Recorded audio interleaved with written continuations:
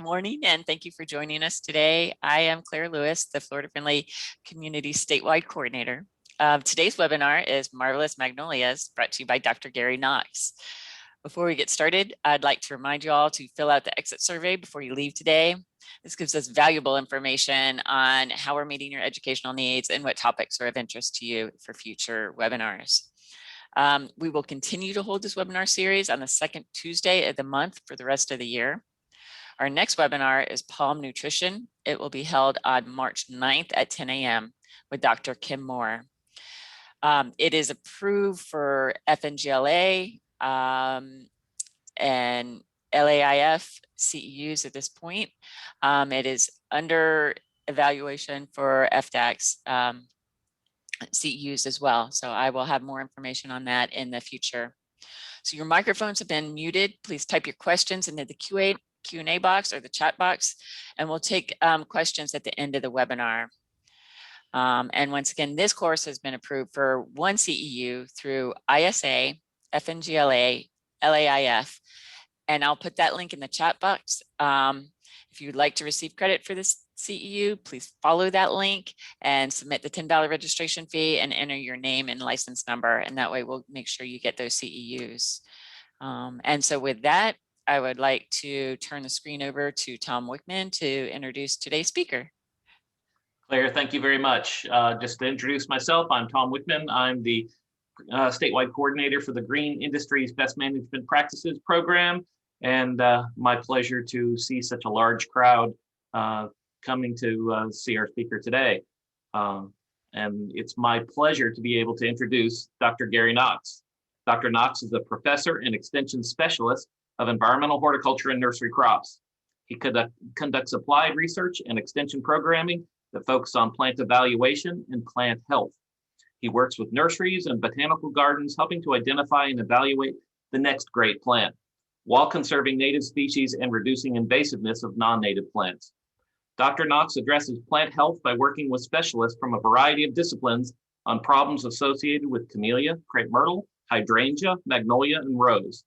In addition, Dr. Knox supports county extension faculty, green industry personnel, master gardeners, and Florida residents on topics related to production, landscaping, plants, and gardening. Dr. Knox is an amazing horticulturist who's always striving to learn more and discover the next great plant. I've had the pleasure of riding with him in a car for multiple hours, and it never gets boring. He's got so much to share. It's my pleasure to introduce Dr. Gary Knox as he presents to you Magnolias, Old Favorites, Native Treasures, and a World of New Discoveries. Take it away, Dr. Knox. Thank you, Tom. Thank you, Claire, and thank you for your help too, Emily.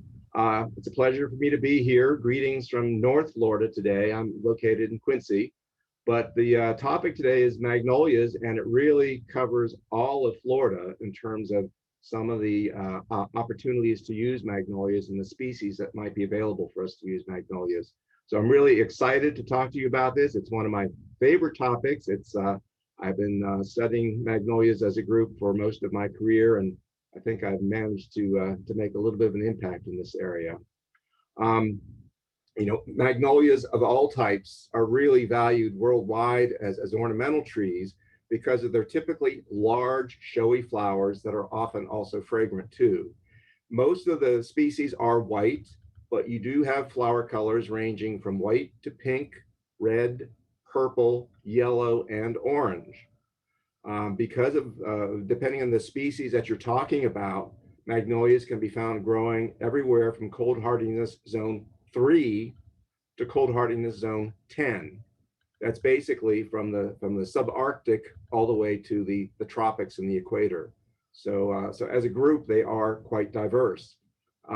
They can be, there are species adapted to sun, partial sun, shade, from wet soils to dry soils.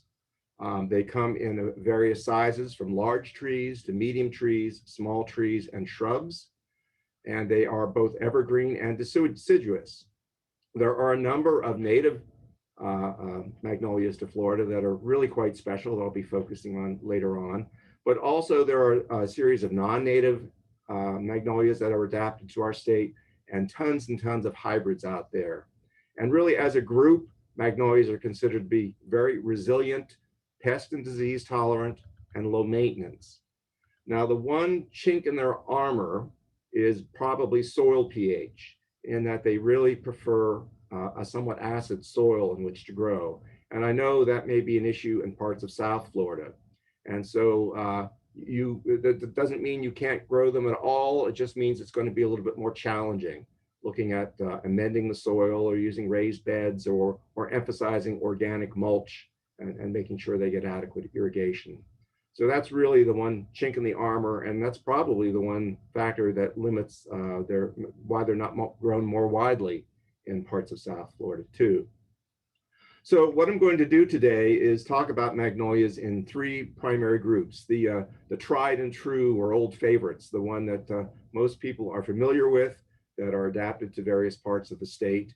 Then I'm going to touch briefly on some of the native treasures that we have, magnolias native to Florida that are really quite special plants. And then I'm going to talk about the future of magnolias. And the future is really a lot closer than you may realize. And it's some very exciting things happening here. I would be remiss if I didn't mention Magnolia Society International as the international organization that is formed with a mission to promote conservation and cultivation of magnolias. There are something like 400 members in 30 countries worldwide that are members and support this group, particularly helping to fund grants in third world countries where they're still learning about the native species that they may have there.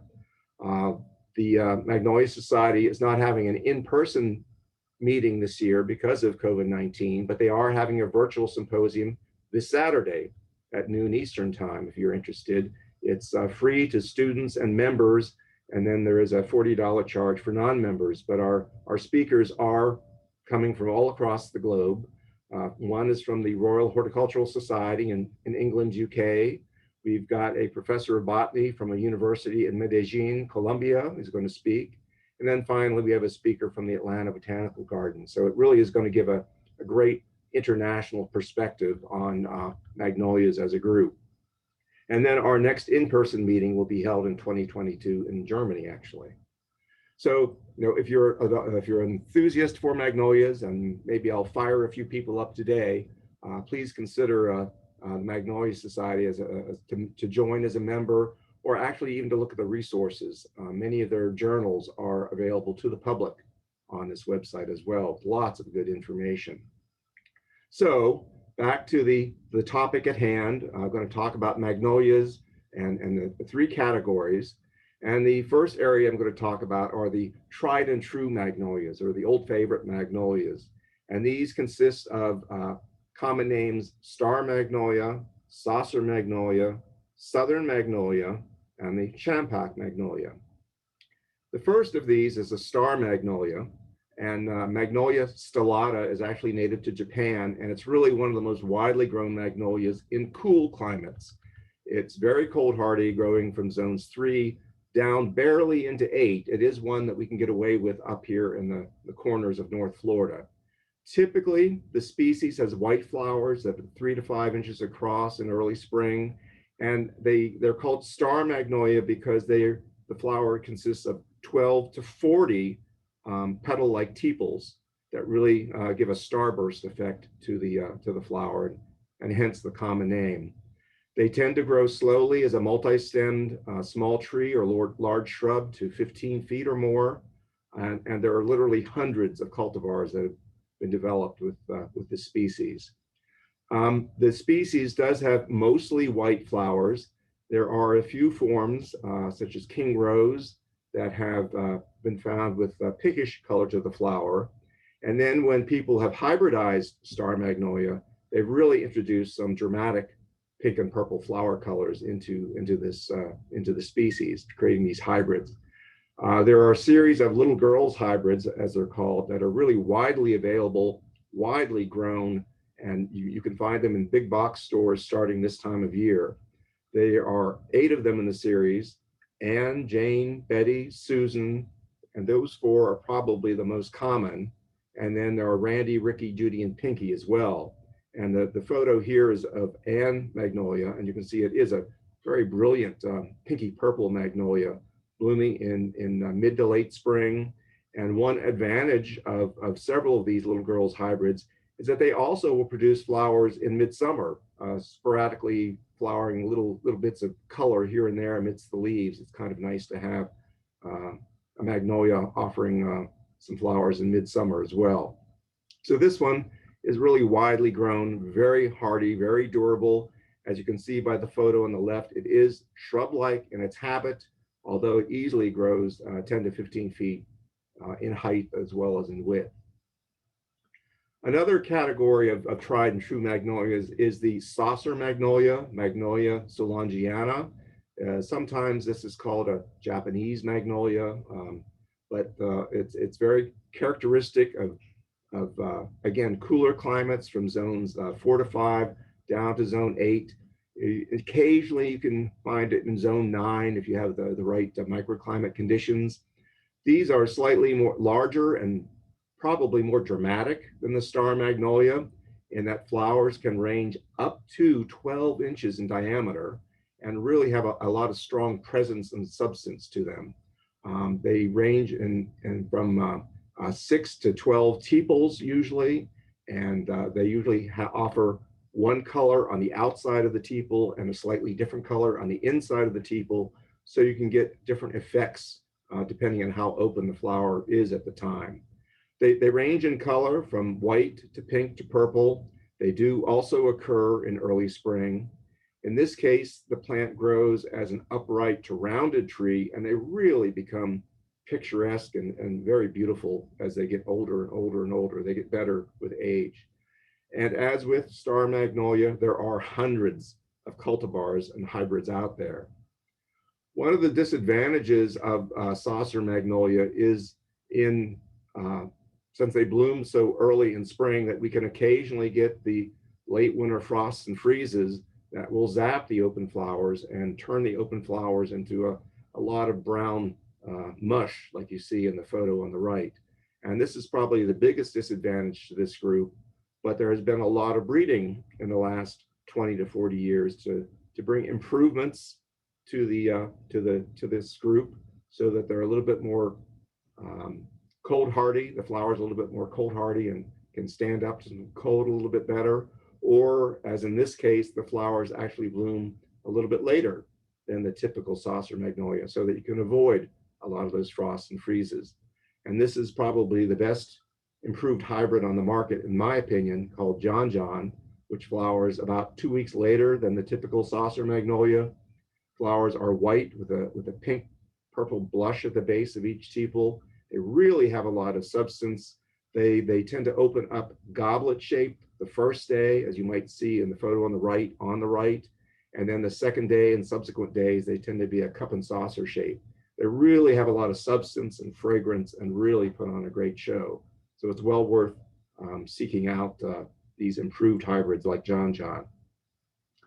I'm going to skip ahead a little bit to the fourth tried and true magnolia on the list, and that is the champak or champaka magnolia. Champaka is the scientific name for this, and this is a species that can be found in South Florida in areas where the soil allows. It is from Southeast Asia, and its fragrance is really strongly and highly regarded by many Asian cultures, such that it's also used in the ceremonial purposes.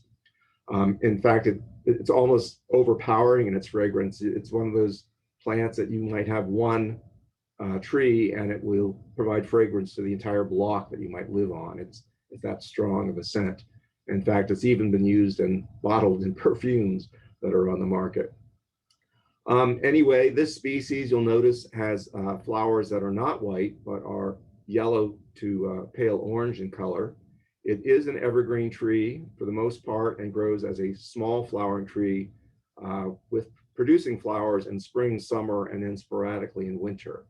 And it grows in zones 10 as well as parts of zone 9. This slide shows photos of Magnolia champaka at Harry P. Lou Gardens in Orlando, where it's been growing quite successfully there for a number of years, and gives you some idea of what the form and size is on this tree. I kind of skipped over one of the tried and true magnolias in this category because it also fits very well into our native treasure category. And that plant is, of course, the southern magnolia, Magnolia grandiflora. It is one of the tried and true magnolias of Florida and really of the US as a whole in general. And it is also native to Florida and one of our native treasures. It is found naturally in about the upper half, the northern half of Florida. And then it has been adapted a little bit into South Florida, although it isn't completely happy growing in South Florida necessarily. This is a very statuesque tree. It's a very significant component of our native forests. It was very important to Native Americans and to pioneers. It was brought into cultivation as an ornamental because of its beautiful form, the glossy evergreen leaves, and large white flowers. It's become extremely popular to the point of being perhaps overly common, and it's said to be the most widely planted street tree in the world. And true to that characteristic, I have found southern magnolia growing almost everywhere in the world I have traveled. In the United Kingdom, in England, as you can see in the photo on the left, in Italy, photo on the right, in China, as you see on the left, in Ecuador and South America on the right. And I've even seen a plant struggling to grow in Sweden, of all places. This plant is considered such a desirable tree that anywhere that it can be grown, they will grow it or they will try to grow it. And it's extremely popular. As a species in the wild, it can get up to 80 feet tall and 20 to 40 feet wide, but it's usually much smaller in cultivation. And there are, again, its popularity is such that there are over 200 cultivars of southern magnolia that can be found. Of course, having said that, we can't accommodate all these cultivars in the nursery industry or in the landscape.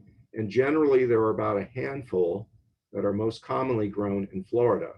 And these three are probably up there as the most commonly grown cultivars of southern magnolia in Florida and in the South in general.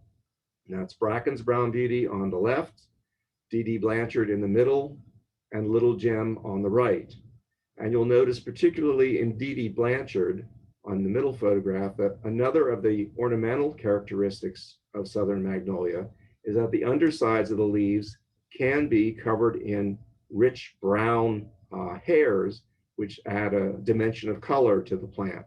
The brown hairs can range from golden to orangish to a rich brown to a dark brown, depending on the cultivar.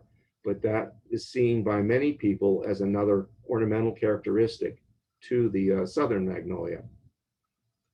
Of these three cultivars that are grown here, probably by far the most popular and the most widely grown cultivar is Little Gem. And it is most popular because it is smaller than the other cultivars and than the species. Little Gem is sometimes called a dwarf, but keep in mind that it will mature to heights of 30 to 40 feet with time. And that may not sound dwarf, but it is dwarf when you consider that a forest tree can grow to 80 feet tall or more.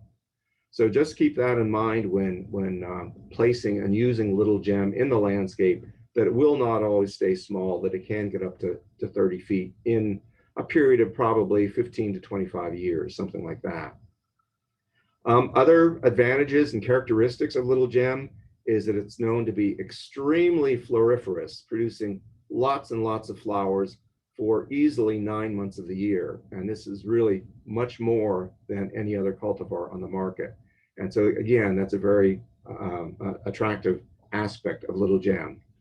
And then finally, as with some of the other cultivars, the undersides of the leaves of Little Gem all are covered with these hairs or the ingumentum that give it a sort of a golden brown sheen to it, and again offer some ornamental interest to the plant, especially when it's contrasting against the upper leaf surface, which is a very glossy dark green. You'll notice that Little Gem, the flowers and the leaves are somewhat smaller than the species. Just as the mature height of little gem is smaller in size or smaller statured, so too the flower size and the leaf size are somewhat smaller statured. But really, it doesn't take away from the appearance and attractiveness of the plant. If anything, it probably adds to the attractiveness of the plant. There are a couple of other cultivars that are gaining traction in the industry that you may hear of or may see. One of these is the cultivar K. Paris. K. Paris is said to be a hybrid of Little Gem and Bracken's Brown Beauty, and is considered to be very intermediate in characteristics of the two, so that it is larger growing than Little Gem, but smaller than Bracken's Brown Beauty. It still has the brown undersides to the leaves and has somewhat larger flowers, although the flowers aren't quite as numerous as they are in Little Gem. And this is a photo showing Bracken's Brown Beauty on the left, and then K. Paris is in the red rectangle there on the right to show its appearance and form. One of the advantages that is said of K. Paris is that it's easier to grow and train with a central leader, whereas Little Gem has almost a multi-stemmed habit to it, and it takes a great deal of effort in the nursery to develop a central leader on Little Gem and then to maintain that in the landscape, whereas it may be easier to do with the cultivar K. Paris. The newest Southern Magnolia cultivar on the market that's getting quite a bit of attention is one that's called Teddy Bear. Teddy Bear, of course, is a great name for this plant. The form of the tree shape tends to be more rounded with the species. The leaves also tend to be more rounded in outline than the species. It is a somewhat larger growing cultivar than Little Gem and then K. Paris, but still smaller than Bracken's Brown Beauty and some of the others. And it still has attractive flowers, and the photo on the left shows it is a little bit more of a rounded form than some of the other cultivars that we've looked at. This is a trademarked plant, and so it has been picked up by a lot of branding programs and is being grown and marketed very widely. So there probably is a lot of demand for this because of the marketing campaign of this trademarked Teddy Bear. It's a great name. You got to admit, it's a great name for a Southern Magnolia. All right, continuing on with native treasures, I want to move on to another plant that's overlooked and probably isn't grown as widely as it should be, and that is our native sweet bay magnolia, Magnolia virginiana. This is truly a native treasure. It is, as a species, it's found everywhere from Massachusetts south as far as Cuba. It's recently been found in Cuba. It is found throughout the state of Florida, including down into the areas approaching the Everglades down there. So the right ecotype, you can grow a sweet bay almost anywhere in Florida. Sweet bay is very attractive. It is native, as I said. It is evergreen. Flowers have a delightful lemony scent. They tend to be about 3 inches wide and occur in late spring to early summer. The leaves are evergreen with a sort of a medium green upper leaf surface, and the underside of the leaves are silvery white. And it's very attractive when the wind catches the leaves and blows the leaves. You can see the silvery undersides being exposed. As a native tree or in the wild, it grows up to 40 to 70 feet tall and 20 to 30 feet wide, usually much smaller in cultivation. It is often found in the wild in wet soils, but it is adapted to more normal soils as well.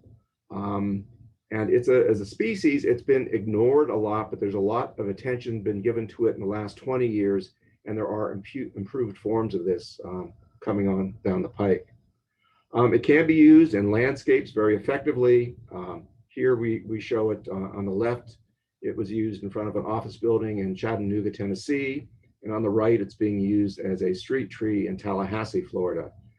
It is a great plant, can be very adaptable to landscape situations, particularly if we have little ecotypes that are best suited for an area. It just so happens that the Sweet Bay being native, that there is a national champion Sweet Bay Magnolia, and lo and behold, it is found in Tampa, Florida, of all places.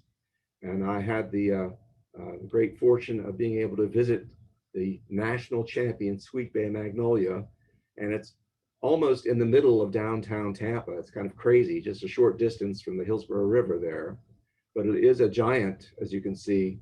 That in the photo on the right, you can see me in the blue shirt looking at the trunk, but I'm also in the photo on the left, a very tiny, small part showing that shows just dramatically how tall the national champion is. It's quite a beautiful, it's very special that we can claim a national champion Sweet Bay in Florida, and just shows you how well adapted it is to our native state. Fortunately, most cultivated forms don't grow this large. This has got to be really, really old to be the size that it is. There are some improved forms or cultivars of Sweet Bay out there. There's a variegated form called Mardi Gras that you can see here. That's available. There actually also is a dwarf form called Sweet Thing that literally grows only 4 to 6 feet tall and wide, and it's more of a novelty than anything else, but it could be certainly be used as a shrub in certain landscape situations. And then there are improved tree forms of Sweet Bay that are being released as well, and I expect them to be a little bit more widely available in the near future. All right, so the next category of magnolias that I'm going to talk about is basically talking about a world of new discoveries. And it's really because of advances in science, I guess we'll call it, in the last 20 to 40 years, that a whole new world is opening up to us in terms of magnolia possibilities for landscape situations. And I want to go through a little bit as to the processes or steps as to what has occurred that is enabling us to really expand the world of magnolias. And the first of this is there's been a lot of discoveries of new species and realizing just how diverse magnolias are even within species across the world. And I'm going to address this in a little bit, but for those of you who'd like to guess, how many species of magnolia do you think there are in the world currently? I mean, we tend to be a little bit myopic in terms of looking at what will only grow in our little corner of the world, but there are a lot of magnolias out there, believe it or not. And of course, as with increasing numbers of scientists, particularly in third world countries, they're able to explore some of their more remote areas and then make discoveries of many new species and then bring them into cultivation as well. A second category here is that there's been a lot of breeding research that has learned a lot about the genetics of magnolias in terms of the taxonomy of magnolias, the relatedness of the different species, how closely they're related to each other, how closely the different sections are related to each other. And then ploidy sizes, the number of chromosomes is important to know so that breeders can pair up potential parents. And really that's been the whole key to the science aspect of breeding research that has led to advances in developing new magnolias. The idea that breeders are better able to select and match parent species to develop improved hybrids. And that's been a real key to success here. Also, there are new propagation techniques that are available to us now that were not available 50 years ago for sure. Things like embryo rescue, where you do a hybridization, and where it normally might fail, you're able to go into the seed and rescue the embryo before it dies and put it into culture. And then just the idea of using conventional tissue culture to rapidly multiply some of the species that we have to make them more widely available to study them better. And the last aspect of that I think has really led to a lot of important science discoveries and the availability of new magnolias is simply faster dispersal of information in plants. These days, scientific publications can be published online instantaneously and be available worldwide, so that all the Magnolia researchers in the world are aware of these discoveries at one time, almost virtually. And in addition to that, these discoveries, as they're brought into cultivation, they can be spread easily through international travel and international shipping. It's very easy to share seeds or tissue cultures or even cuttings of plants worldwide these days. In fact, that's one of the roles of Magnolia Society International. They offer a seed counter where they're able to share for small fees. They're able to share seeds of different species and send them out worldwide to people. And this idea of modern transportation and shipping really was able to distribute these new species and consequently new hybrids very widely across the world, making them more available for people to work with. And so that's something that we really can't dismiss. It's really been very important in some of the advances that we have in the world of plants in general. So I've talked about this before, just where are magnolias native? I've mentioned Asia, and we certainly know they're native in the Americas as well. But recent discoveries have really broadened the parts of the globe that magnolias can be found. We now know them to be found throughout the island archipelagos of Southeast Asia, for example. And the most dramatic new discoveries of magnolia species have been in the Americas, Central America and South America. They've discovered probably at least 100 new species in the last 20 years, just in Central and South America. So you can see they really are a dominant species. I shouldn't say that. They're not a dominant species. They're a widely dispersed species in forests across the world. And so just how many species are there? Well, as of a couple of years ago, they tallied more than 300 magnolia species. At one point, it was 311, and I think they've since exceeded that. So we just say 300 plus these days because of the new species that are constantly being discovered, both in Asia and in the Americas. And this was tallied up by the International Union for Conservation of Nature, and they recently assessed the diversity of magnolias and their status in natural places in the world. And unfortunately, they estimate that 48% of all these species are threatened to become extinct, mostly due to logging and habitat destruction, although there's a lot of information that we don't know about some of these species. Sometimes we discover a species but not really fully understand its habitat and how widely it's distributed. And so this is another characteristic, is that in trying to preserve magnolia species, only half of all these threatened or endangered species can be found in botanical gardens. So it really emphasizes the point of how close we are to potentially losing some potentially valuable species in the world.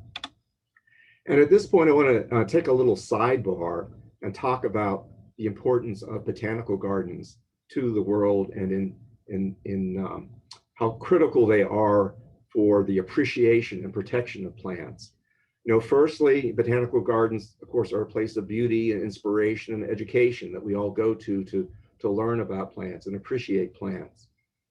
Secondly, a botanical garden is sort of like a zoo for plants, in that it can contain rare and exotic species from all over the world that most of us would be unable to see otherwise, other than in a botanical garden. And finally, a botanical garden can be considered an ark for plants, in that species can be preserved for posterity in a botanical garden, or so that these plants that are preserved in botanical gardens could be used to repopulate natural areas in the future, if it was ever needed to be. So really, I really want to emphasize how important botanical gardens are to us from a number of different strategies. There are concerted worldwide efforts to preserve magnolia species in particular, including in North America. And I'm happy to say University of Florida here in Quincy is one of the places where we have a national collection of magnolia to help preserve species as well as cultivars that may not be widely grown anymore. We are a little bit of an arc. You know, there's no one garden can contain all the magnolia species in the world. So North America currently has 17 gardens distributed from Canada to Mexico that hold national collections, each holding a different part of some of the magnolias that are out there in the world. And it's through my involvement in Magnolia Society International, and as well as generosity of botanical gardens and plants people, that I was able to develop a collection of magnolias here, and that was finally recognized a few years ago as part of the national collection. And this national collection is jointly administered by USDA and the American Public Gardens Association. So it is, and there's national collections for other species of trees and plants as well, but this is magnolia today. I'm also pleased that I have been able to contribute species to botanical gardens that really weren't there before. This is a photo from 2013 in which I took a trip to China with Dr. Jian Cheng, Dr. Meng Meng Gu, and Dr. Dave Creech. And our purpose there was to visit nurseries and botanical gardens in China. And it was during our visits there to one particular botanical garden that we came across a species, Magnolia spherantha, that is considered vulnerable, if not endangered, found only in Yunnan, China, threatened by deforestation. And there it was, we found in a botanical garden. And more importantly, it was unknown in botanical gardens outside of China. So it was really considered rare, but we did find seeds of it there in the botanical garden. We happened to have the luck of running into the director of the United States National Arboretum, Richard Olson, who was there at the time. And by giving him the seeds, he was able to import them into the United States legally. And he then distributed them back to me in that same year, 2 months after we were there in China. And we were able to plant these seeds that had never been grown outside of China and get seedling growth and development. And within a year, we had 1 gallon and 3 gallon plants that we were actually rooting cuttings from as well to increase the numbers. And since then, we were able to package and ship them and distribute them to about 24 botanical gardens across North America. So it was nice to be able to play a part in getting a species that was previously not known outside China and get it distributed across the US where it could be preserved and conserved and observed over time. So it's really an achievement, I think, and it's something that we should strive to do with endangered species and endangered magnolias in particular here, of course. And it does have a happy ending in the sense that these trees are happily growing in botanical gardens across the country now. This is a Magnolia spherantha and Harry P. Lou Gardens in Orlando. And this is the one on the left here in Quincy, Florida as well. So we did distribute it to a wide range of climates and soils and hardiness zones and rainfall areas and so on. And hopefully we'll find the areas in which it's most adapted and we can preserve it. And this is a really neat story to be able to preserve an endangered species like this. But to be honest, we don't have to go across the entire globe in order to find endangered magnolias. In fact, there's one that's endangered that's almost literally in my backyard here in North Florida. And that is the ash magnolia, Magnolia macrophylla variety ashii. It is only found in 8 counties of the Panhandle of Florida, the only place it's found worldwide. So it is endangered here. It's found in very interesting and unusual environment here that most people don't expect to find in Florida. There are parts of the Panhandle here in which our limestone bedrock has been eroded to form ravines, and it's there on the sides of these ravines that these ash magnolias are found naturally. And you can see the ash magnolia in the left photo on the left has the large coarse leaves, and on the right you can see the large flower They produce flowers 12 inches or more in diameter in April typically, and they can produce flowers when they're as young as 3 to 5 years old. And as you can tell by my arm in that photo, the leaves are 1 to 2 feet long and about half as wide, and they do have silvery undersides. It is a deciduous tree, tends to be a small multi-stem tree up to about 30 feet tall and wide. And here you again see some of the characteristic habitat for ash magnolia on the sides of the ravine, growing in organic soils, fairly moist organic soils, as you might expect too, in shade to part shade. Again, very dramatic in terms of the leaf size and the flower size. It is endangered. It has been brought into cultivation, even though it is found in these ravines. It does adapt very well to landscape situations, and it's previously in olden times they brought seeds of ash magnolia into landscape situations, and now they can harvest seeds from these landscape plants to propagate ash magnolias, and they can be found in the trade and are a somewhat popular small tree in North Florida, particularly the Tallahassee area and the Panhandle. It nonetheless is endangered, and fortunately I've been able to play a hand here in distributing and dispersing this endangered species. The photo on the left shows the fruit, and then you can see the harvested fruit in the photos on the right with the bright red-orange seeds being coming out of the fruits themselves. And again, by planting the seeds, treating the seeds, stratifying the seeds, we can grow crops of the seeds. And I've subsequently distributed our native ash magnolias to a number of botanical gardens throughout Florida, North America, and beyond. And again, I think this sort of thing is important for us to try to do to preserve some of the germplasm. I'm known to take a more direct hand in this as well. I've known to fill up the back of my SUV with magnolias and head downstate, and I've subsequently been able to drop off different species of magnolias to other gardens. This is Magnolia rogeriana in Naples Botanical Garden, where it is flourishing and flowering and fruiting, where I certainly couldn't do that here in North Florida. I can barely get it to survive here in North Florida. So it's nice to know it is adaptable to other areas. And I've been doing this similarly with other species and other botanical gardens throughout Florida. And hopefully we can make an impact in terms of trying to distribute these species to environments where they can thrive, so that we can then enjoy and appreciate these exotic species, as well as see as how they could be adapted to our own landscape situations here or be used in breeding programs. But it's very rewarding to be able to bring into cultivation some of these new or rare species and then distribute them as widely as possible. So that brings me to talking about some of the new discoveries and selections of magnolias that are with us now and that are about to be with us in the very near future. And I've categorized them in 3 groups: yellow flowered forms, dwarf and compact selections, and then pink and red flowered evergreens, which is really highly desirable.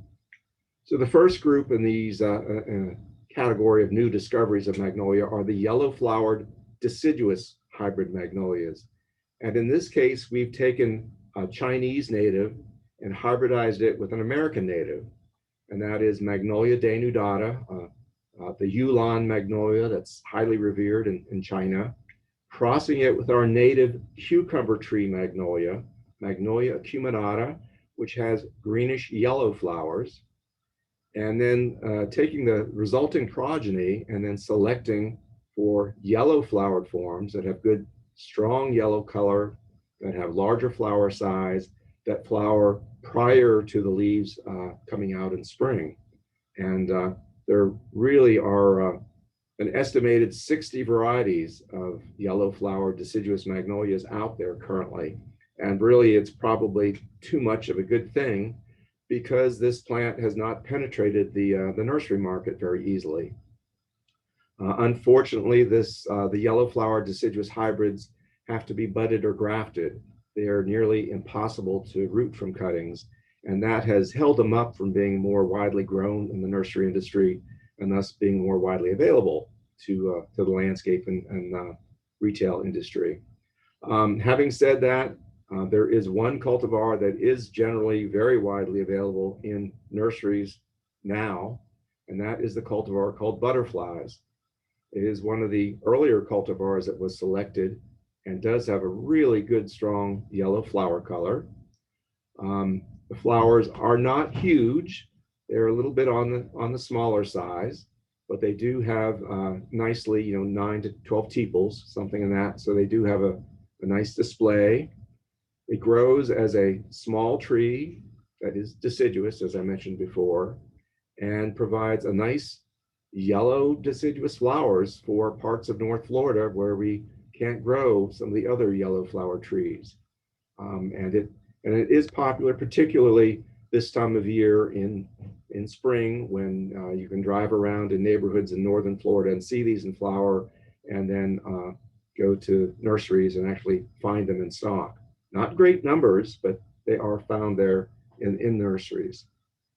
Now, having talked about deciduous yellow flowered magnolias, there are evergreen forms as well, or other species. This is Magnolia virginiana that I just showed you a little while ago at Naples Botanical Garden. And another subtropical species adapted to zones 7 and 8 is Magnolia chipensis. And even so, people recognize the value of color, and they are developing cultivars that are yellow flowered and evergreen. In this case, this is a hybrid of Magnolia laevifolia and Magnolia skinneriana, giving us a lovely light yellow flower color. The next category of new magnolia discoveries is in the area of dwarf and compact magnolias. I've talked about these large tree-sized magnolias, these forest giant magnolias. Well, those aren't very well adapted to our smaller landscapes these days. And so we're really looking for small trees or shrub-sized plants for our smaller landscapes. And where magnolia breeders are looking in particular is a new species from China called Magnolia laevifolia. It naturally is shrubby and multi-stemmed, growing 6 to 12 feet tall and wide, and has white flowers about 2 to 3 inches wide in spring. And as you can see, the photo on the left, the wild type is actually fairly loose and open. And so the ornamental types have been selecting for ones like you see here with Michelle, a nice, rather compact cultivar. And then even more so, this cultivar called Gale's Favorite. Again, you can see it's nice. It's a compact shrub. The shorter internodes give it a greater evergreen presence and really give it a nice flower display when it is in flower. And then the breeders are also looking to this as a source of germplasm to bring smaller size into some of the other hybrids that they're working on. And so this leads us to the future of magnolias, and it's much closer than you think. The diversity of species out there and diversity within species has enabled us to discover some forms of species that have more pink or purple flowers. And this is a pink flowered banana shrub, Magnolia figo, from China. And looking further and doing some breeding and some selecting, there are some new cultivars of banana shrub out there that have very distinct purple or pinky purple flowers. Purple Queen on the left and Royal Robes on the right. You can now find online at some of the internet mail order type nurseries that are out there now. And this is significant, but it's something that you still have to search out for and typically only get small numbers of plants. Well, there's been another advancement or another cultivar available recently, and it is one called Stella Ruby. And I'm pleased to say that Stella Ruby has just been picked up by the Southern Living Plant Collection. So you can expect that it is being propagated and grown in large numbers and will be available widely in the very near future. Stella Ruby has somewhat larger and sort of a flatter, more open flower than traditional banana shrub. Still has a nice fragrance. And as you can see, it really has a good purple flower color. So this is where I'm saying that the future is closer than you think here. There are other species that they found pink and red flower color. Magnolia insignis is one of them. And by doing some breeding and selecting, they're finding some very dramatically colored, red flowered evergreen trees that are quite beautiful. Now, these are brand new and they really aren't available anywhere yet, but it is showing you the possibilities that are there. They are taking these species and hybridizing them with each other. This is one hybridized with our Sweet Bay Magnolia so that you can see KDO early. And again, KDO early can be found at mail order nurseries currently. Oyama Rose, extremely beautiful, brand new, not on the market yet. Melissa Paris, again, a complex hybrid with very large, very strongly pink flowers. We have it here in Quincy. It's very beautiful. It has been patented, but it has not been picked up by a branding program as yet. But still, it has quite a very showy display of the pink flowers against the glossy green leaves. And this same breeder, who is Kevin Paris, has a number of other clones that he's been working on. This is clone F, pink flowering evergreen. A couple of other unnamed hybrids, again, very dramatic. Really, really beautiful. He is trialing these with a number of branding programs right now. And unfortunately, this is where we're going to actually be able to get our hands on these in large numbers, because unfortunately, it's both a benefit and a detriment that we have to rely on branding programs to introduce large numbers of new plants to us. But this is one of the ways in which we will get some of these beautiful magnolias to us in the near future.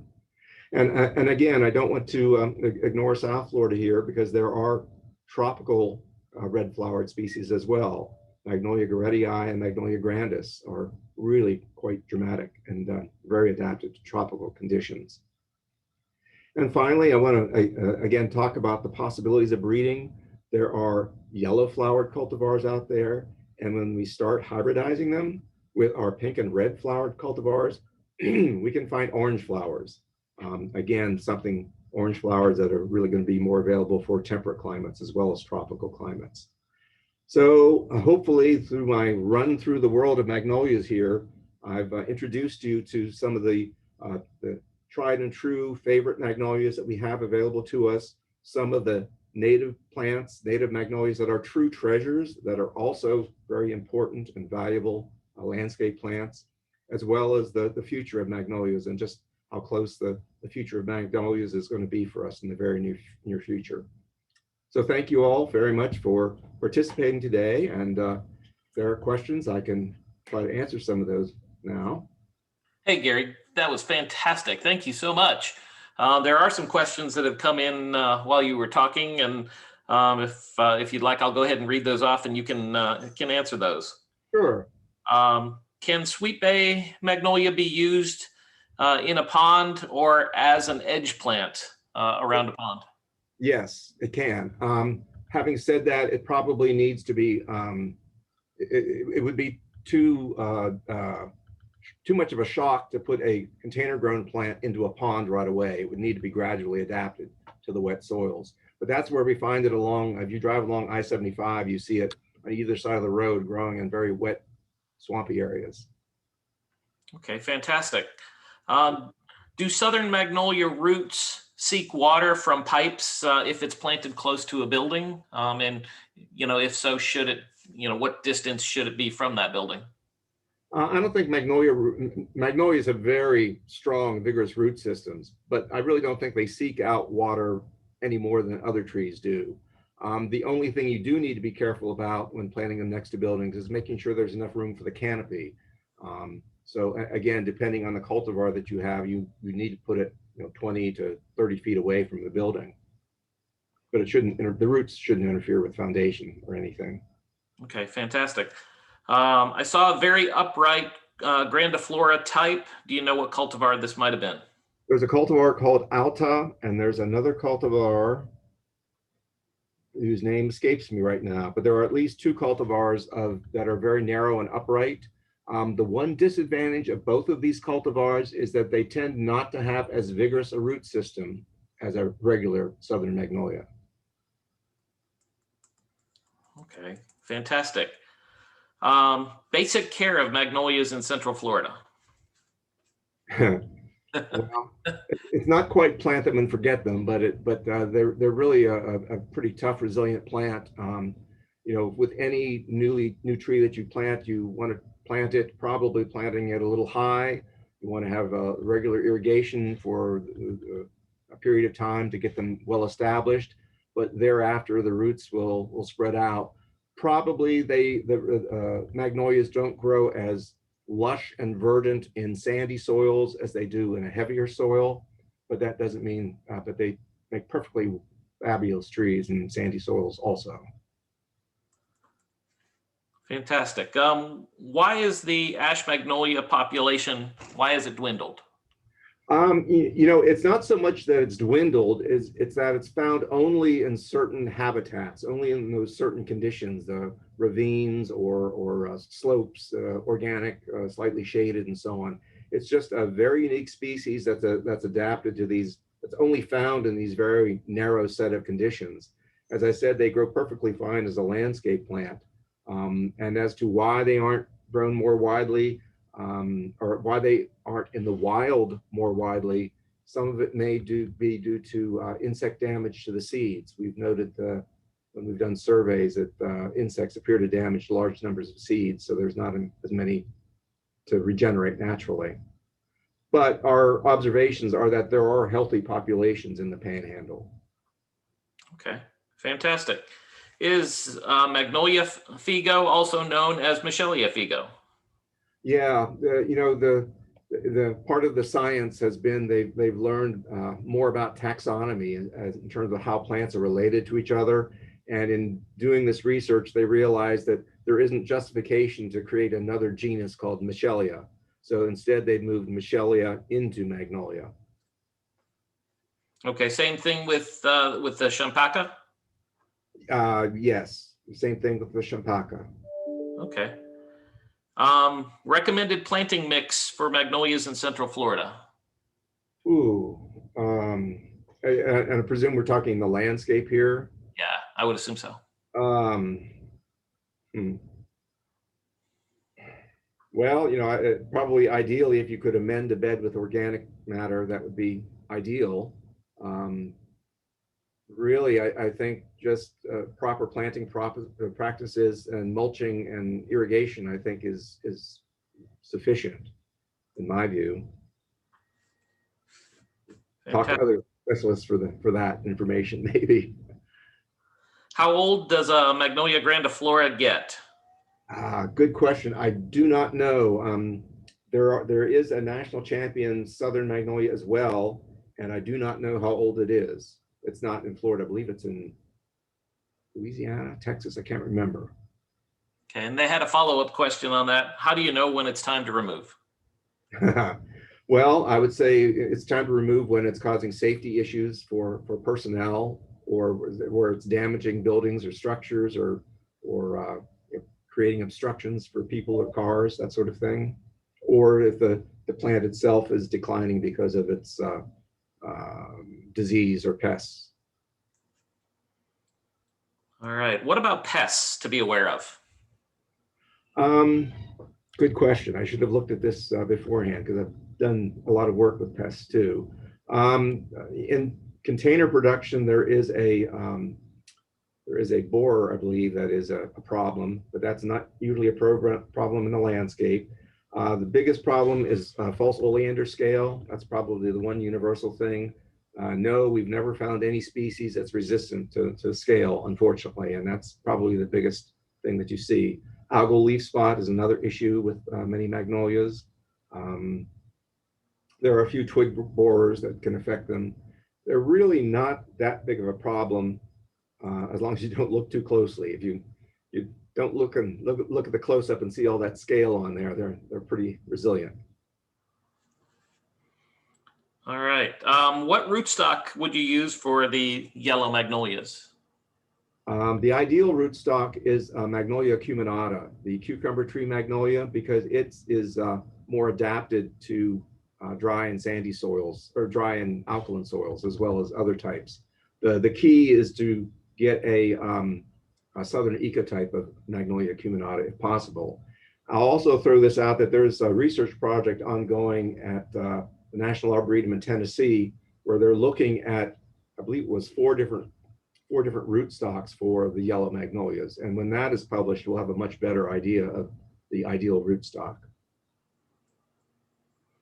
All right. Grandiflora magnolias in South Florida seem to grow slower. Is this most likely due to pH? And if so, how can we acidify the soil? It could be due to pH. It could also be that the, well, yeah, or it just might be less adapted to that climate, I guess is all I can say, whether it's photoperiod or whether it's the temperatures, I'm not sure which. But yes, it is noted that Southern Magnolia does not do as well in far South Florida. In terms of a pH, as I said before, it's really difficult to change the pH, the native pH of a soil. And perhaps a better approach might be to do a raised bed where you can bring in organic matter and soil that's already been acidified, or just do a lot of emphasis with organic mulches that will break down and provide a duff layer that will acidify the soil slightly as well. I wish I had more answers about South Florida and Southern Magnolia. That'd be something that'd be interesting to explore more. All right. Do magnolias attract wildlife? Yes, the seeds are eaten by squirrels and birds.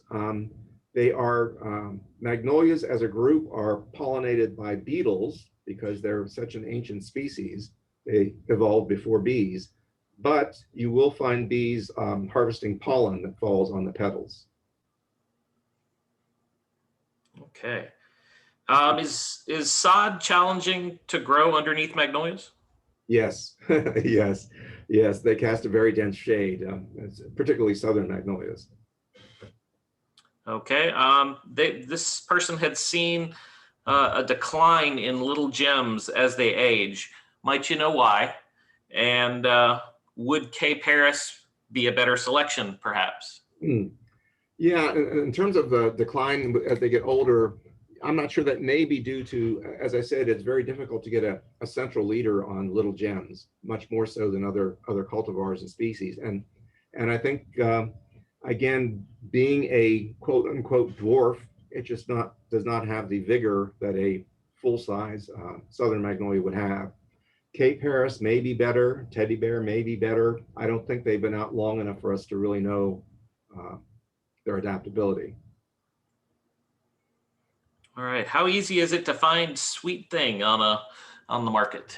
Yeah, unfortunately, it's going to be tough to find Sweet Thing. There are nurseries that have produced it, but it's sort of a chicken and egg situation. You have to know about the plant and want it to buy it, and so a lot of nurseries won't do that. That's why we unfortunately look to these branding programs and marketing programs to pick up some of these new plants to make them widely available. Unfortunately, we have to do that. Should leaf drop be removed from underneath magnolias? Probably a personal choice. That's probably the biggest complaint about Southern Magnolia is the leaves that gradually fall throughout the year and create a layer that many consider to be unattractive. One way to kind of avoid the situation altogether is to grow Southern Magnolias with branches all the way to the ground. And by doing so, the leaves fall within the canopy. So you never really see the leaves because they're always covered by foliage. That's a little bit of a paradigm shift for people to grow a tree with branches all the way to the ground, but that is one solution here. Okay. How will introductions from other countries affect our native species, seeing as that, Florida is a biodiversity hotspot? Yeah, good question. Yeah, there always probably is a risk of of a species having a similar number of chromosomes that flowers at the exact same time that uses a pollinator that happens to be present. I mean, there is a slight risk that that could happen, but generally, plants, species develop to maintain their own genetic character. They have these barriers that prevent them from being from outcrossing to other species. That's why we have a number of magnolia species growing in the same area. I mean, Magnolia, southern magnolia does not interbreed with sweet bay magnolia, does not interbreed with cucumber tree magnolia or ash magnolia or pyramid magnolia. There are barriers built into the species that prevent them from hybridizing. Sometimes that's due to the time of year of flowers or the time that a flower is fertile, if you will, or the time that the pollen is shed, or sometimes it's having the particular pollinator insect available as well. Okay. Next question, in South Florida in high pH soils, what would a recommended fertilizer be to apply to magnolias? Yeah, I don't have experience with this in South Florida. I know there are quote unquote acidifying fertilizers out there. I don't know how effective that is with southern magnolia or any of the other magnolias. I'm sorry, don't know. Okay. What about storm tolerance? Do they survive hurricanes well? Southern magnolia is particularly well known for surviving hurricanes, and historically they were often found around pioneer homes simply because they rooted into the ground so thoroughly that they would never blow over in a hurricane. So they're considered to be very storm tolerant. Okay. You answered this a little bit earlier about pruning techniques, about perhaps changing our pruning styles and allowing branches to, be to the ground. But are there any specific pruning techniques people should be aware of? No, not that I can think of. Nothing that comes to mind other than, as in most trees, you want to try to have a central leader. There are some species that naturally grow multi-stemmed, and just to be aware of that as well, depending on the characteristics of the species. Okay.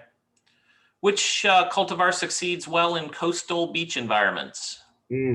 Actually, southern magnolia can be found not in the dunes, but I want to say the second or third tier behind the dunes. Southern magnolia is naturally found there. It is oftentimes dwarfed by the salt spray, but it nonetheless is found there naturally. Having said that, to take a southern magnolia, fresh from the nursery and plant it on a coastal home, I think you'll have problems because it would have to be gradually adapt to the situation. But of all the magnolias, that one would be the best. Okay. What is the best magnolia for South Palm Beach County in a residential setting? I don't know. I don't know. I don't know how well southern magnolia grows there. I know sweet bay magnolia could grow there. The champagne magnolia could grow there. But I don't have enough experience in South Florida. I need to visit there more often, I guess. Yeah, good excuse to make some trips, huh? Right. This person has seen huge magnolias in Washington, D.C., huge saucer-like flowers. Do you know what those might have been? It could be the saucer magnolia. They can grow large. There are also other species of magnolia that are adapted to more temperate situations that also can grow very large. Which one, I couldn't tell you right offhand. Okay. Another one with magnolias seeming to struggle in Central Florida, especially newly planted in open sites. They generally become very thin after several months. Is it the heat? Is it the sandy soil, or do you think it's something else? I think if they had better aftercare, they might do better, as in maintaining mulch, regular irrigation for a period of time until the root system is very well established, at least. And then, as I said earlier, admittedly, sandy soils don't have the nutrients that produce as nice a tree as you would get in a heavier soil. It's loamy or clayey. All right, we just have a couple more questions. We've grilled you pretty hard here, but do you know about the cultivar Miss Chloe, and is it desirable? Yes, I know of Miss Chloe. I believe it was selected in Central Florida, I think, by a nursery there. Um, uh, I don't have personal experience with it, but I imagine since it was selected in Florida, it would be desirable to have, adapted in our situation and all. All right, here's one that somebody said, post-COVID, our garden club should be resuming our plant sales. Suggestions for gathering seeds and growing specimens in containers for resale. She has lots of seed available in her yard. Yes. Magnolia, in North Florida at least, magnolia fruit tend to ripen from mid to late summer. And generally the technically it's called a follicidum. People often refer to it as a cone. Typically the cone will turn pink to red in color, and each follicle will split open to expose a bright red to orange seed or fruit. And then you can, once the cones start turning pink or red, they are mature enough, the seeds inside are mature enough that you can harvest the cones, sit them inside, let them ripen and open naturally, take the seeds, remove the flesh from the seeds, clean them, store them, stratify them for a period of time, and then plant them 90 days later. And Magnolia Society has information on doing that. If we wanted to go there for more, the website for more information. Okay, fantastic. This person has a client that insists on trying to hide, bury, or interplant other plants in the exposed roots at the flare. Is that detrimental to the health of the tree at all? Yeah, I would say yes. You know, magnolias have such a vigorous root system that actually it's also going to be detrimental to the plant that you try to put there, because magnolias have such a strong, dense root system. Yeah, it's not going to, it's going to help either plant in that situation. Okay. I've seen rot start in large, low limbs of southern magnolias that are removed. Is that typically an issue? I don't see it as an issue particular to magnolias. I think it happens with lots of trees as they get older, some of the lower limbs. I can't comment on it beyond that. Okay. Last question for you. How far north do you recommend Magnolia champaca? Oh, I've killed it here in North Florida. Let me put it that way. So I would think Zone 9A for sure. I think in Zone 8B, if you had a protected courtyard or something like that, you might be able to get away with it. I think I've seen champaca in Jacksonville, for example, but that's probably Zone 9A these days. Gary, fantastic. Thank you so much for this wealth of knowledge based upon all the feedback in the chat and the question and answer boxes, not only with the questions, but a lot of great comments from people that loved the class, learned a lot. Thank you so much for taking the time and bringing this information to us. My pleasure. As you can tell, I love to talk about magnolias. All right, you take care and stay warm up in North Florida. Thanks. Bye, everyone.